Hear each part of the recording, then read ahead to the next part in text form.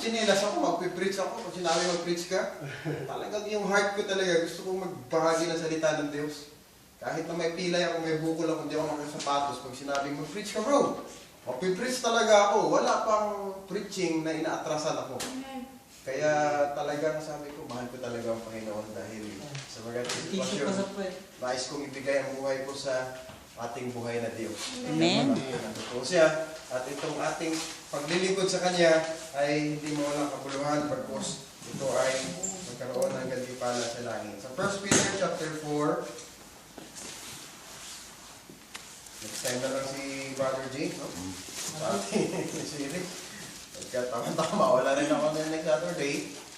Tuloy-tuloy niya na. Dito na lang po tayo sa 1 Peter chapter 4 verse 7, 8, 9, 10, 11. Hindi ito sa series natin sa books. At mag-iba tayo ng daan. 1 Peter chapter 4, sino po magbasa? 7, 8, 9, 10, 11. Ako, Pastor. Sige po. Aba? Sige po na. Nagsabay po. Kami na kaya kasi 7, 8, 9, 10, 11. Sige, may 8 na. Mas maganda. After 7, may 8 na. Okay, mauna na ako. The end of all things is near. Therefore, be alert and of sober mind so that you may pray. 8. Above all, keep loving one another earnestly, since love covers a multitude of sins. 9.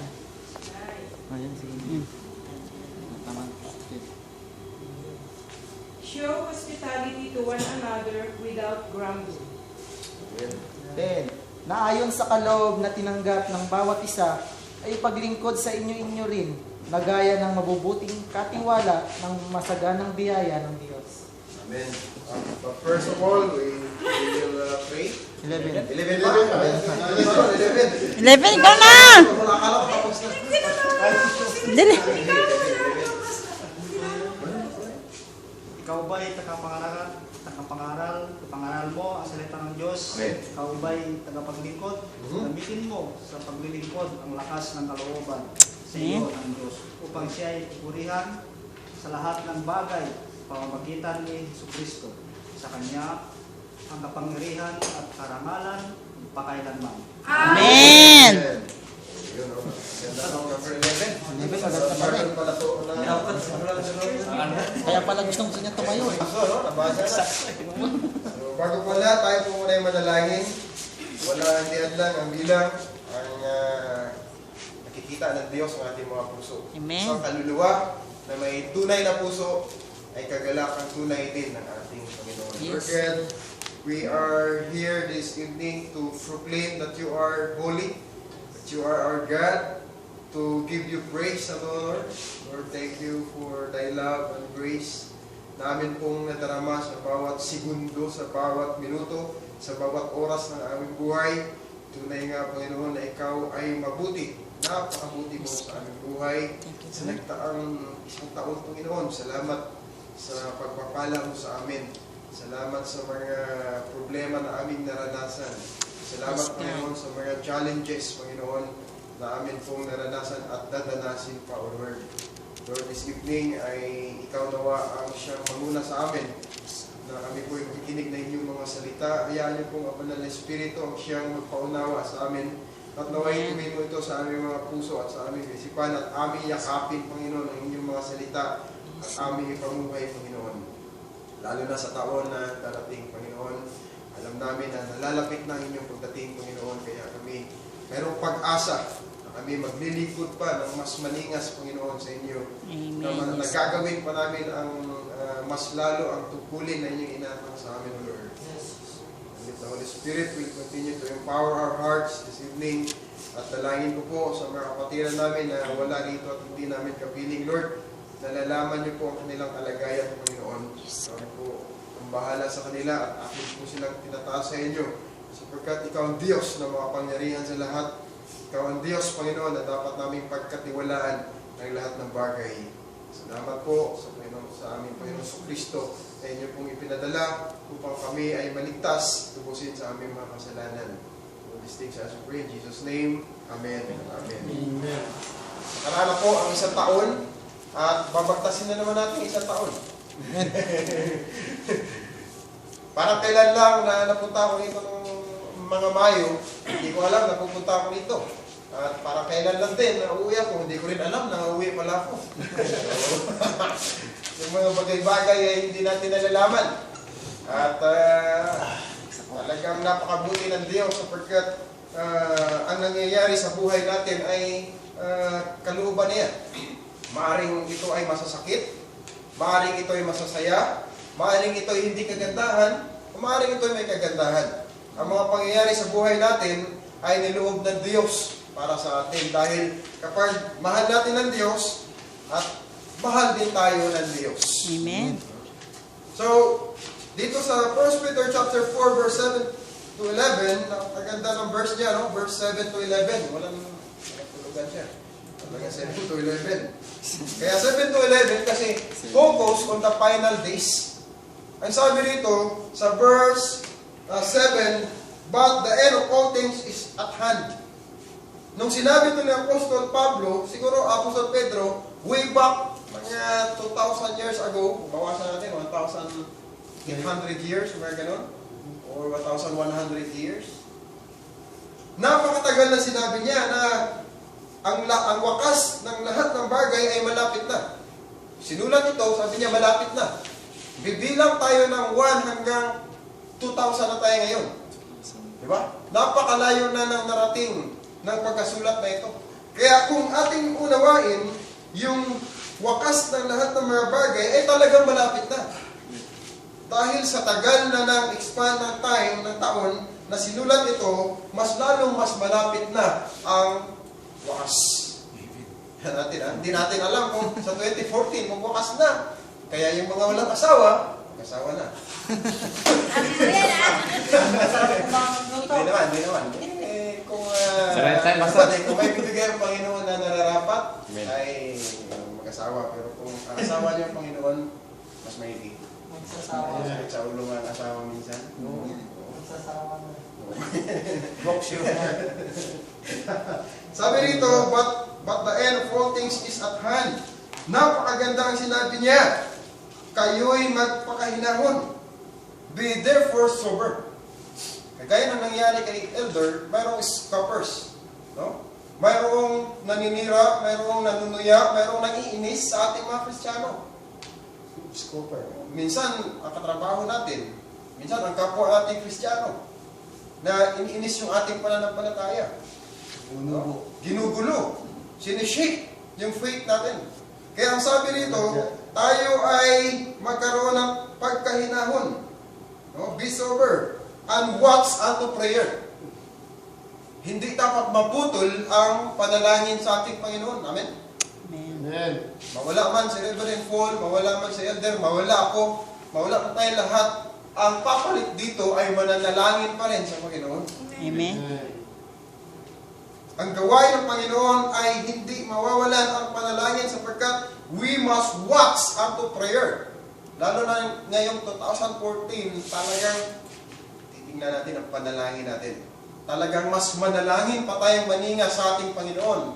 At mas lalo pang maramdaman natin ang pagkilos ng banal na Espiritu sa buhay natin. Na kapag manalangin tayo, ay talagang iiyak tayo sa panalangin, hindi lamang iyak ng kalungkutan, ngunit ito'y iyak ng kagalakan na may Diyos tayo. Amen. Iyak ng kagalakan na sa buong taon ay ingatan tayo ng Diyos. Amen. Hindi tayo iniwan ng Diyos. Ito ay tears of joy, sabi nga nila. Yung mga naghasik ng luha dito sa lupa ay aanin at masiyahan doon sa langit. Amen. Ayaw mga Kristiyano. Yung hirap natin sa paglilingkod, hindi ganun kadali. Ako sa ministry talagang kung mayroon lang resignation, magpapayin lang ng resignation.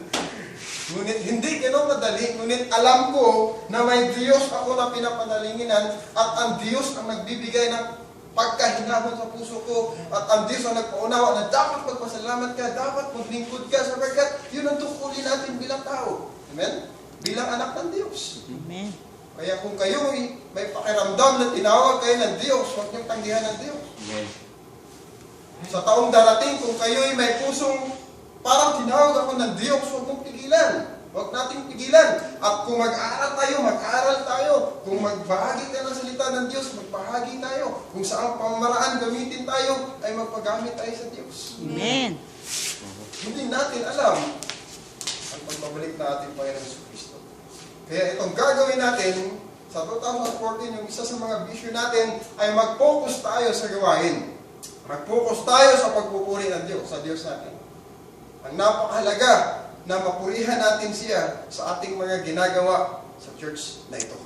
Amen. Maaaring saan man church, padalhin tayo. Yun po.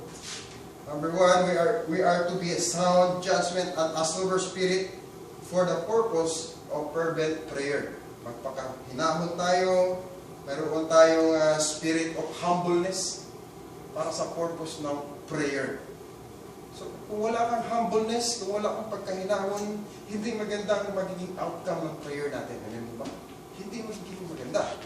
So, we have to be a sober and we should always watch unto prayer. Naalala ko po, noong nag-mission yung tatay ko sa Leyte. At yung tatay ko, ayaw na niya siya pastor, ha? Pero ayaw niya na mag-prayer meeting. Tinamad na siya. Naalala ko, pero sabi ko, kahit maliit pa ako, mga 12 years old siguro ako, grade 6, sabi ko, si tatay pastor, pero ayaw niya mag-prayer meeting. So, ang ginagawa ko, ako na lang pupunta ng prayer meeting. Sabi ko, pagka naglingkod ka sa Diyos, dapat hindi mawala ang pakikipagpanalangin mo sa Panginoon. Huwag po natin kalimutan yun, na manalangin po tayo sa Panginoon. Dito po sa verse 8, ang sabi rito, and above all things, have fervent charity among yourselves. So, hindi lamang tayo ay magpakahinahon at magbantay at manalangin palagi, tayo din naman ay magkaroon ng pagmamahalan sa bawat isa deeply. Sabi niya, and above all things, have fervent charity, yung pagmamahalan natin. Kung yung nakaraang taon, medyo sablay ang pagmamahalan natin, bawiin natin sa year 2014. Ipakita natin na tayong New Life Church ay nagmamahalan. Amen. Amen. Ipakita natin sa year 2014 na ikaw, member ng New Life Christian Church, mahal mo ang mga unbelievers. Amen. Sana yung magiging natin, ang magiging tawag sa atin, next 2014, ang mga New Life Christian Church members ay mga lovers. Hindi mga tungangers. Ano yung tungangers? Yung tungangers, ganun lang yun. Tunganga. Pag may bisita, bahala. Matay ka. Alam mo yung napakaganda, tinan nyo. Gagawin natin sa 2014, ang bawat New Life members hindi magiging tungangers. Magiging lovers. Ibig sabihin, kung may bagong membro na darating, uy bro, kumusta ka? Anong pangalan mo? Kumain ka na ba? Ito si R. Sumiyak ka muna. Kumain ka na ba itong si... Di pa kumain ka na ba si R na? Hindi kasi, isa sa mga way ng pag-approach ng bagong dating pa lang, ipakita natin na ito palang buhay Kristiyano. E paano pagpunta rito ng bago pa lang, walang pakialam, di ba? Ay, ito palang Kristiyano, hindi ba babalik yun?